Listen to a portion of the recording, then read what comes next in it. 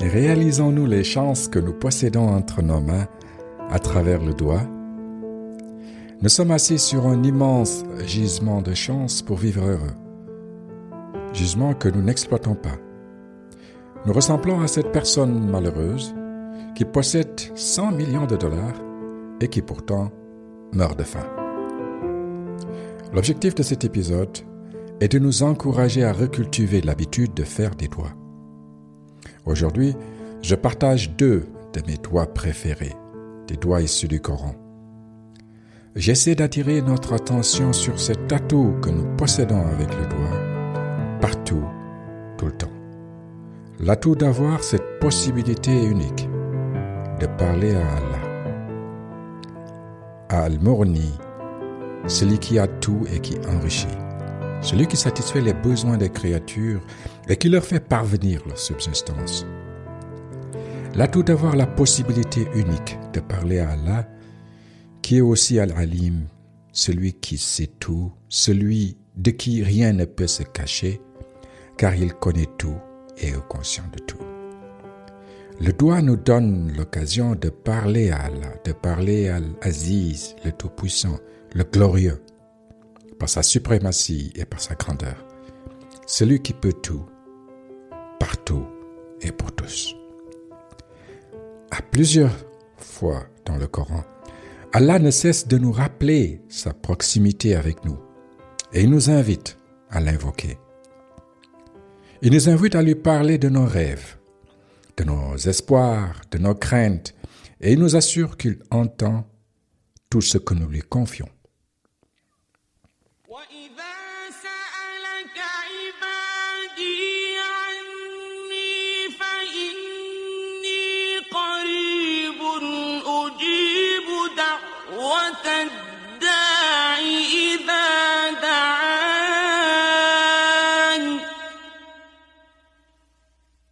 أجيب دعوة الداع إذا دعان فليستجيبوا لي وليؤمنوا بي لعلهم يرشدون. وإذا سألك عبادي عني فإني قريب أجيب دعوة الداع إذا دعاني. Et quand mes serviteurs t'interrogent au prophète Mohammed sur moi, alors je suis tout proche. Je réponds à l'appel de celui qui m'invoque quand il m'invoque. Allah nous ouvre sa porte. Il nous offre sa miséricorde. Il nous suffit simplement de le demander. Lui demander par exemple quand nous faisons face à Allah durant nos 5 prières quotidiennes qui rythment nos jours. Nous y faisons 17 fois mon premier doigt préféré. Ce doigt central pour notre piété où nous demandons à Allah اهدنا الصراط المستقيم. Ihdina as-sirata al-mustaqim. Guide-nous dans le droit chemin. Est-ce que nous nous rendons compte de l'insouciance dont nous faisons montre quand nous nous présentons 17 fois par jour devant Allah pour lui demander de nous guider? Nous l'implorons de nous guider 17 fois dans la journée quand nous disons Ihdina as-sirata al-mustaqim. Et que faisons-nous ensuite? Nous retournons à nos occupations et nous refaisons les mêmes erreurs et nous revenons le lendemain, répéter mécaniquement. Encore 17 fois dans la journée, guide-moi ou guide-nous dans le droit chemin, ainsi de suite. Est-ce un manque de respect ou simplement un trait d'insouciance de notre part? Nous récitons nos versets et nos invocations souvent mécaniquement parce que le plus clair du temps, nos pensées et nos cœurs sont déviés de l'essentiel. Essayez de répéter calmement l'invocation Ihdina as-sirata al-mustaqim اهدنا الصراط المستقيم.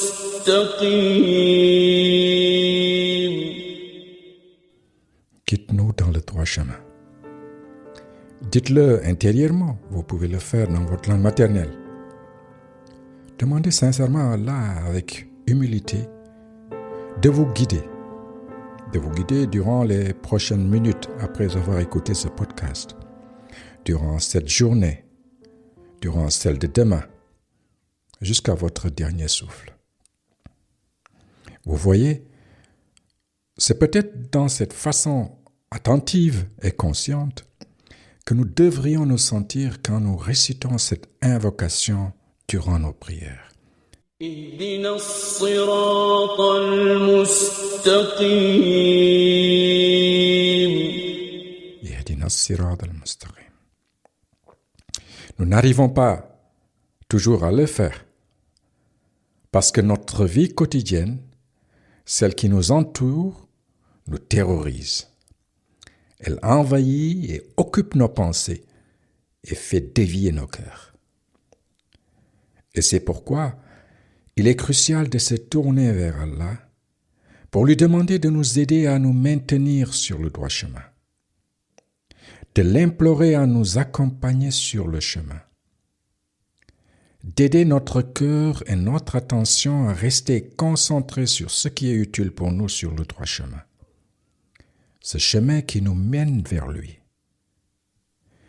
Et comme il est Al-Mujib, celui qui répond, mais tournons-nous vers lui et demandons-lui à travers le verset 8 de la sourate Al-Imran, et c'est mon deuxième doigt préféré que je partage, demandons ربنا لا تزغ قلوبنا بعد إذ هديتنا وهب لنا من لدنك رحمة إنك أنت الوهاب. ربنا لا تزغ قلوبنا بعد إذ هديتنا وهب لنا من لدنك رحمة إنك أنت الوهاب.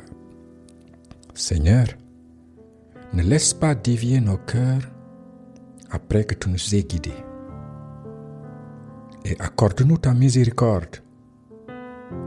C'est toi le grand donateur. En faisant cette prière, nous reconnaissons que nous sommes et restons des apprentis. Et nous acceptons que notre foi n'est pas tellement acquise. C'est un continuous improvement process, un process d'amélioration continue. Nous acceptons que nous ne sommes pas parfaits. Nous ferons des erreurs. Nous serons jaloux par moments.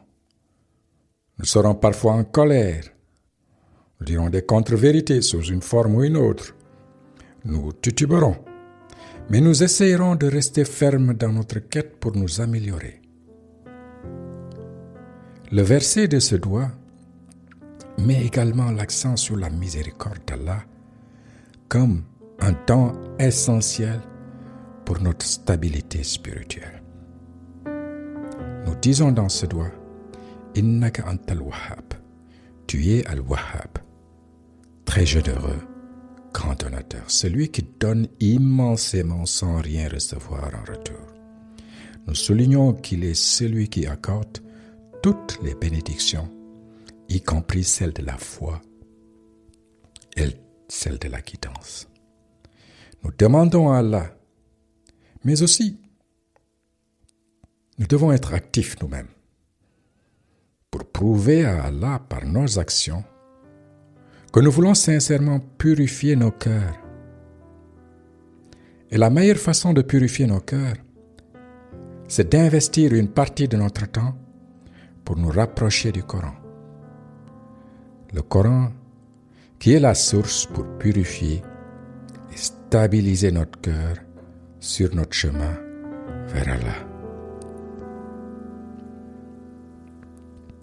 Que le Coran est la lumière qui guide le cœur Allah l'a dit directement au meilleur des musulmans, au prophète Muhammad sallallahu alayhi wa sallam.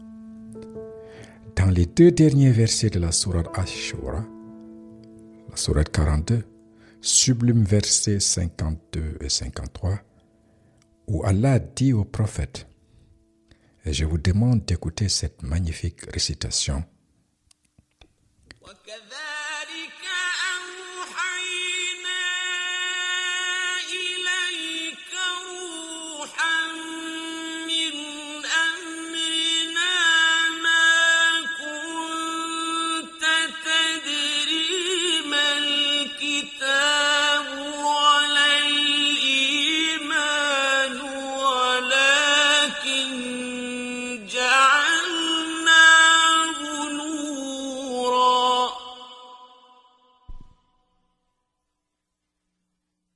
ولكن جعلناه نورا نهدي به من نشاء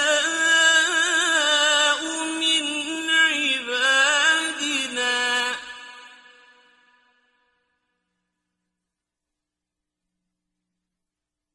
وإنك لتهدي إلى صراط مستقيم.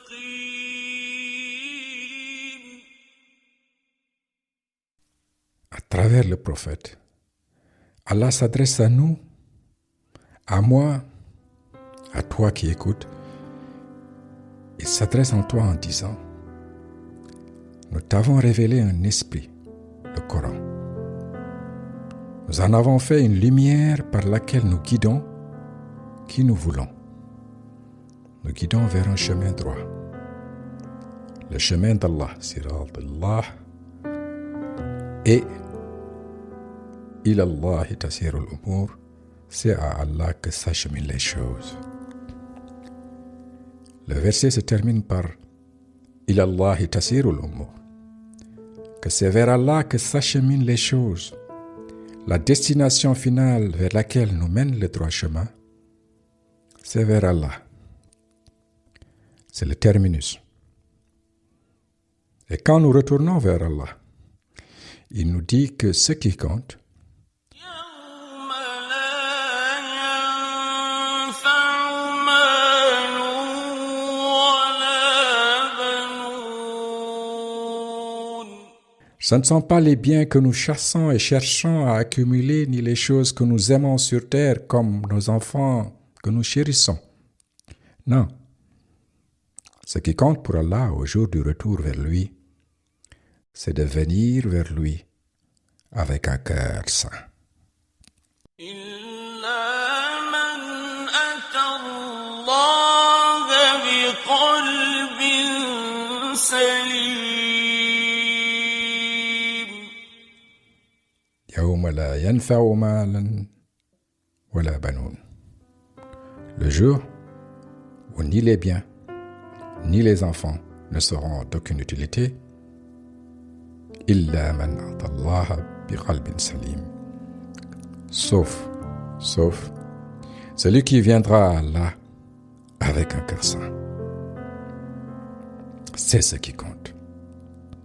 Et comme Allah nous dit, je réponds à l'appel de celui qui m'invoque quand il m'invoque, alors prions qu'il nous guide sur le droit chemin. Yahdina as-sirat al-mustaqim. Prions pour qu'il purifie nos cœurs et stabilise nos cœurs sur le chemin. Rabbana la tuzigh qulubana ba'da idh hadaytana. Pour que nous arrivions vers lui avec un cœur saint pour la récompense finale. Illa man ata Allah biqalbin salim. Nous pouvons incorporer ces 2 magnifiques doigts dans nos prières quotidiennes. Nous pouvons les réciter à haute voix, calmement, avec attention, avec le cœur. Vous pouvez faire quelque chose pour aider à ce que ce podcast continue d'être écouté. Laissez un commentaire, s'il vous plaît, sur votre chaîne de podcast ou écrivez une petite évaluation sur Apple. الحمد لله رب العالمين. Merci de m'avoir donné de votre temps. Ces humbles réflexions que je partage humblement ici sont les miennes. Je ne suis pas un cheikh. Ces réflexions sont purement personnelles. Elles sont ce que me parlent les versets. Je suis sûr que j'ai fait des erreurs. Ma compréhension est incomplète. Je vous demande d'être témoin, que je demande à Allah de pardonner mes erreurs. Si vous voulez enrichir cet épisode par vos questions ou discuter de certains aspects évoqués, n'hésitez pas de m'envoyer un email à podcast@aluwal.com. podcast@aluwal.com. Merci de tout cœur. Au revoir.